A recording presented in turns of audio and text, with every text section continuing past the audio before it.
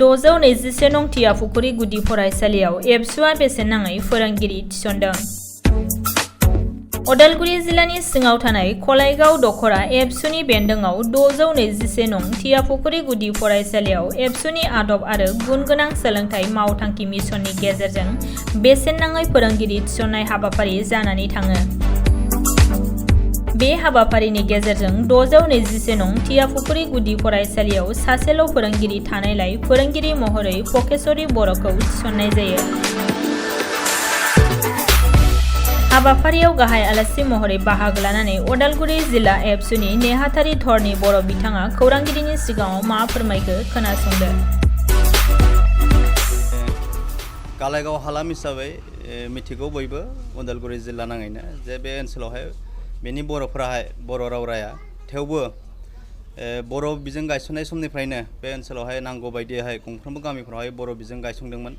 नाथाय रावनि सरसा गैयैलाय माखासे फरायसालिफ्रा दिनैनि सानावहाय थैना थांबाय आरो प्रभिन्सियेलाइज दासिमबो जिहेतु जानानै थांजोबाखै गासैबो बेनि जाहोनावबो प्राय फरायसालिफ्रा थैनानै थांबाय।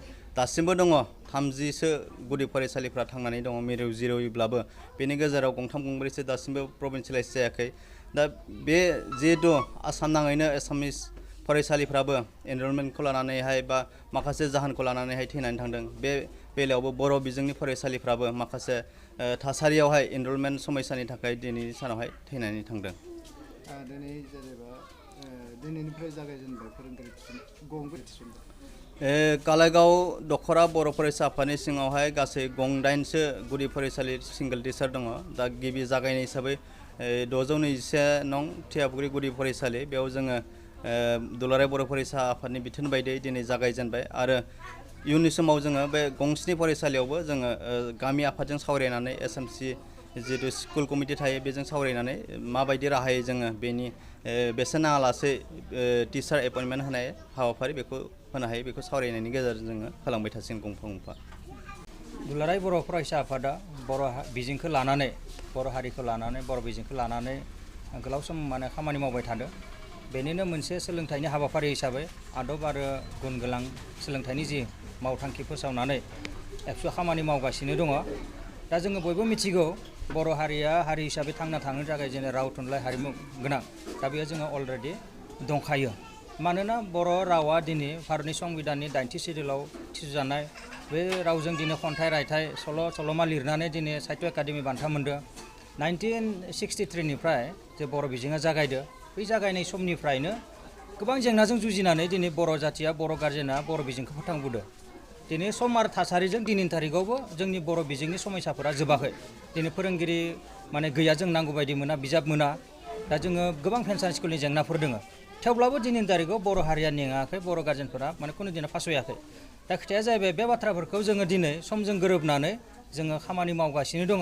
सरकारजों जों दाबि जनायगासिनो दङ जे खम समनि गेजेराव फोरोंगिरि थिसनांगौ। आसाम सरकारनि चिफ मिनिस्टारा बुंखादों जे बर' बिजोंनि थाखाय स्पेसियेल टेट खुंनाय जागोन।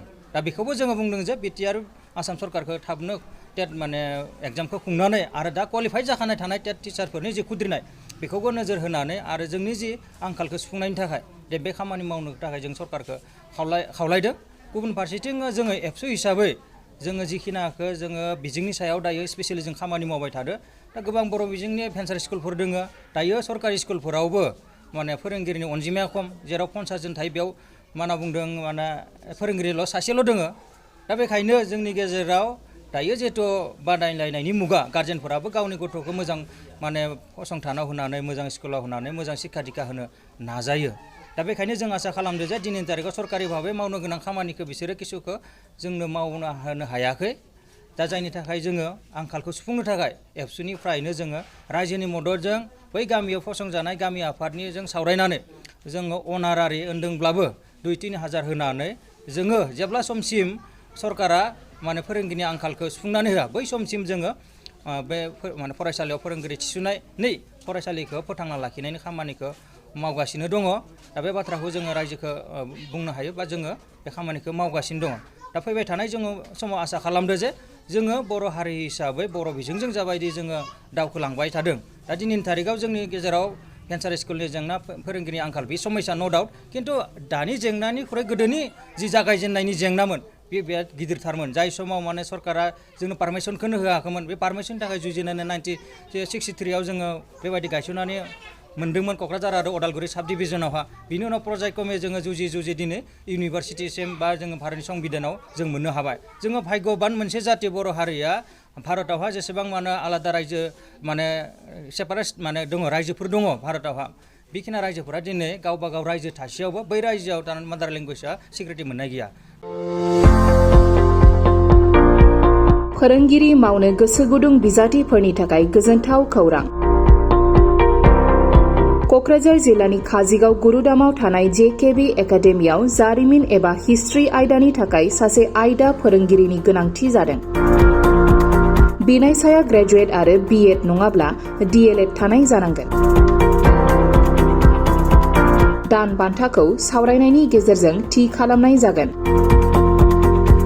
बेनिखायनो गोसो गुदुं बिजाथिफोरा सोलिफु जुन दाननि फैगौ 11 अक्ट'नि गेजेराव गाव गावनि सोलोंथाइनि रोंगौथि फोरमान बिलाइफोरजों लोगोसे आर'ज बिलाइखौ स्क्रिनाव होनाय थंआव गथायनो हागोन आर'ज बिलाइ गथायनायनि थं JKB academy Kajigaon post office आरो police station Kajigaon district Kokrajhar pin number 783339 mobile number 7002479620 आरो 9707447237